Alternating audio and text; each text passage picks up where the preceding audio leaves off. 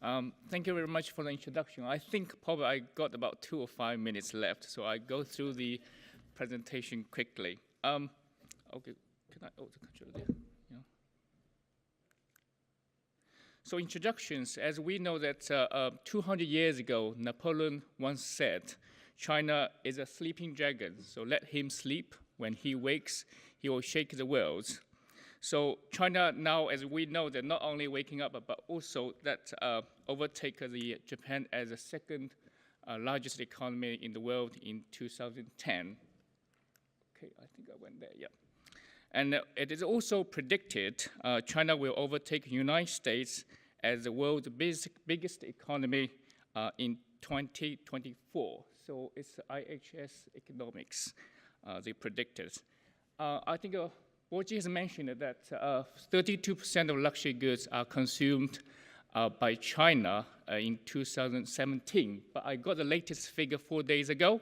It's 42% of the world luxury goods in last year, so it's 2018, were consumed by China. So this one is predicted, well, it's done by the China Luxury Reports 4 days ago.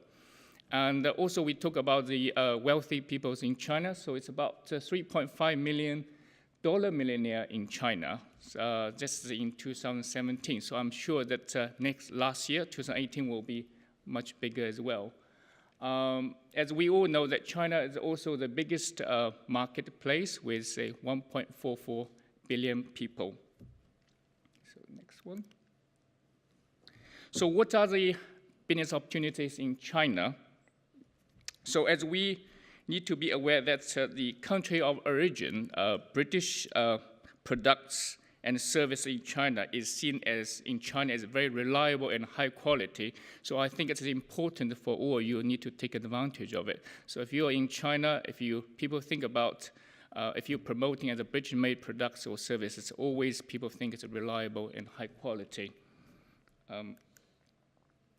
So however, that up until now, most of the businesses involved have been going to China for low-cost manufacturing support and services. So with the increasing cost in China and the competition from other countries, the advantage of low-cost manufacturing has reduced a lot over the last 5 years' time. I think probably you're all aware that the labor cost in China is growing very fast as well. So as a lot of factories, it's very difficult for them to find a workforce in China. So I think the next stage of the development, which is potentially more interesting to British companies, is in the areas of the services and business related to the emerging internal Chinese market. So this is my list of the industry service that's the good opportunities for British companies to be involved with China.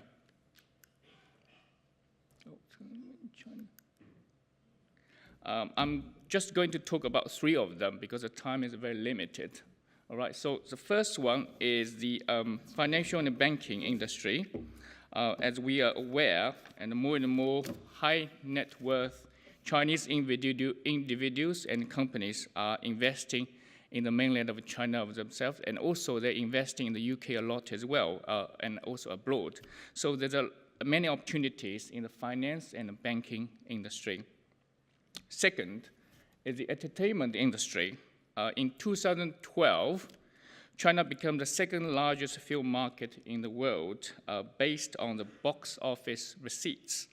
Next year, it is predicted to be the largest, and the local industry is now keen to produce films that have the potential to work worldwide and not only just in the local market. Because I don't think you have seen a lot of Chinese films, but although it's one of the biggest market there, and a lot of Chinese film they produce, but only for the local market. Because in the UK, and I watch a lot of films, but most of them produced in the United States or other countries. So now China is looking through to find some of the partners especially Britain, because they are very good at film industries. So they're working towards with British or Americas, and hopefully they can produce the film that can be broadcasted worldwide. And the last one, I'm going to talk about the education. So as we know that a lot of Chinese students come here, so we know that. So it's Chinese parents investing a lot of money in the education. But in China, actually, the further adult education, such like specialized image consultancies, business management, and leadership, are all needed in China. And of course, there's also a huge demand for high-quality British products and services in China as well. So what are the challenges of doing business in China? So doing business in China, certainly there will be difficulties, and as all we are aware, but overall the opportunities are much bigger than the difficulties, and I think the British businesses should really take advantage of this. I think it is vital in order to avoid competing with the local competitors in China that you need to know how to create your unique selling points for your products and services. I just want to give you a few examples of the challenges and the companies have had when setting up in China. First one, so it's understand the Chinese culture and the Chinese buying behavior.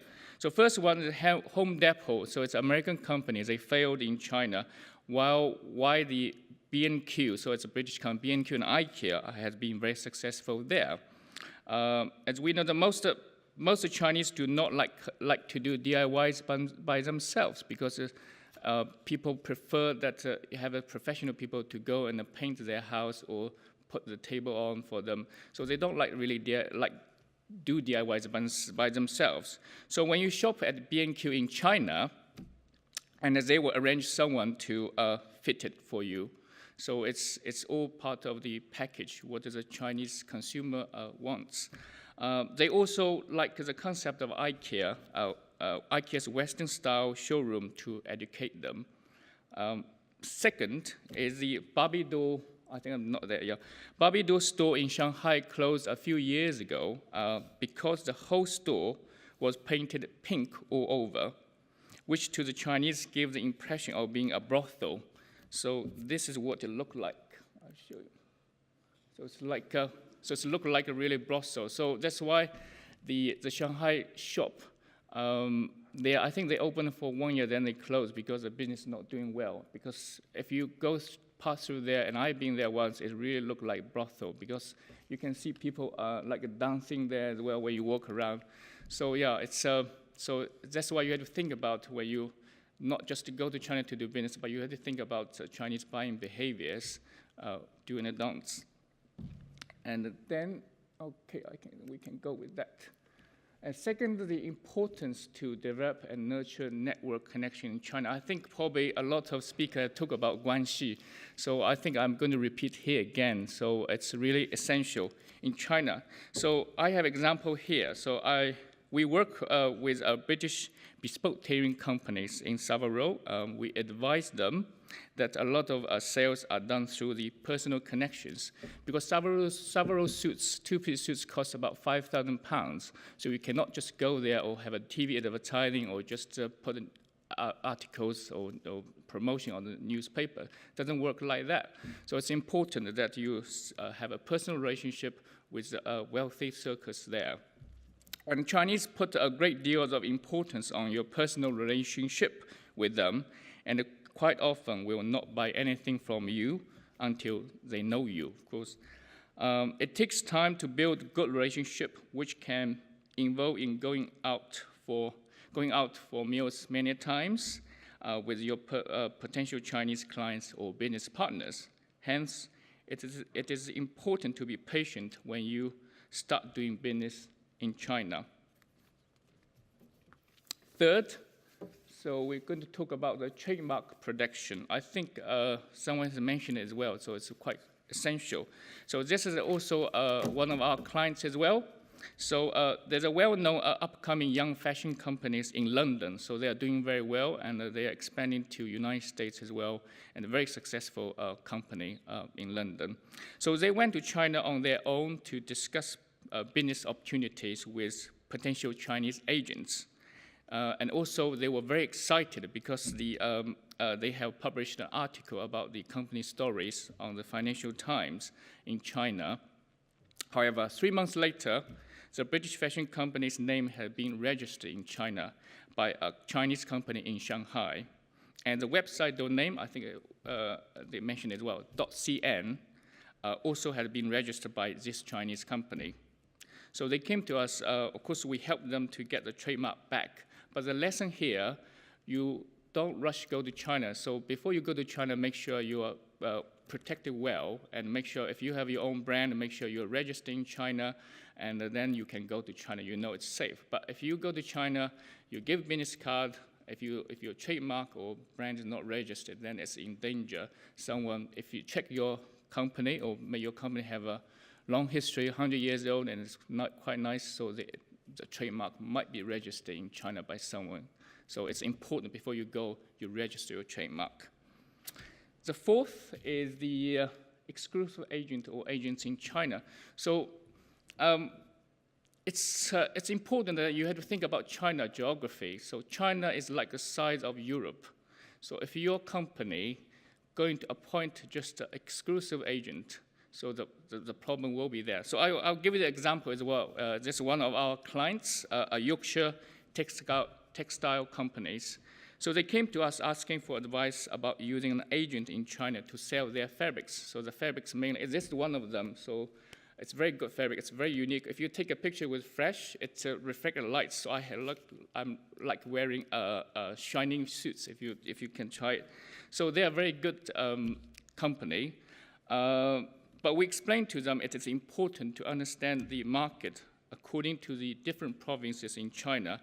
China, as I mentioned, China is a huge country. So if you only appoint one exclusive agent, then this will limit yourself to one, could restrict your sales growth in China. So this company now is doing very well. So they didn't go through the exclusive agents. So they appointed different agents in different provinces, and make sure that these agents, they can reach the target. So each agents, they have the target. So if they don't reach the target, then they will cancel the agent agreement. Okay, so that's number 6. So it's the difficulty to find a suitable person who understands both British and Chinese culture and language. So I am going to talk about that because Scholar Group, the director is here, John. So I work with him. So Scholar Group is one of the leading logistics and supply chain management company. So they wanted to set up an office in China. However, they could not find a person who understands both British and Chinese language and had the supply chain knowledge. So the solution was to set up a joint venture with one of the China's leaders in the supply chain sector. Hence, I have to say here, I don't know whether any people here from the school or university or the education institutions. So I have to say that we have to encourage more British universities, schools, and training institutions to teach British students Chinese language and culture. So I think that's the future. If Britain wants to work with China closely, I think it's important. Britain's side has to learn more about China. So number 6, so it's stage screen productions. So it's understanding the hidden rules and traditions in China. So as a business, we also involved in the film industry as well between China and the West. So we are doing a film at the moment. It's a co-production between China, UK, and the United States, Canada. But the stage production is planning a film project. However, for a film to be made in China, the script need to be approved by China Film Group. I don't know what anyone have heard about China Film Group. No? Okay, so they are the most powerful film institution in the world. If anything you want to be shown in the film, had to be approved by them. So they're the most powerful. So Hollywood they cannot compete with them. All right. So the script has to be approved by them in both languages. So therefore, it is important to plan extra time for the approval process if you want to do a film project in China. So as I said, all the foreign films must get approval from China Film Group in order to enter the Chinese film market. Also, China allows 55 to 60 foreign films every year to be shown in China. So they have quotas, so not all the film can be shown in China. Okay, so it's quite quick. The next one is conclusions. So that's Prince Philip. There's one of my colleagues, so sit beside him, met him. So conclusion is China is a huge country with a vast amount of differences between its provinces. So it's important when you think about China, it's not just a country, it's the size of Europe. So when you go to China, you think about that. And if any companies in Europe have any international dimension to its business, it should be considering a strategy for China. Having done so, you may decide China is not for you, but you should think about China. Why?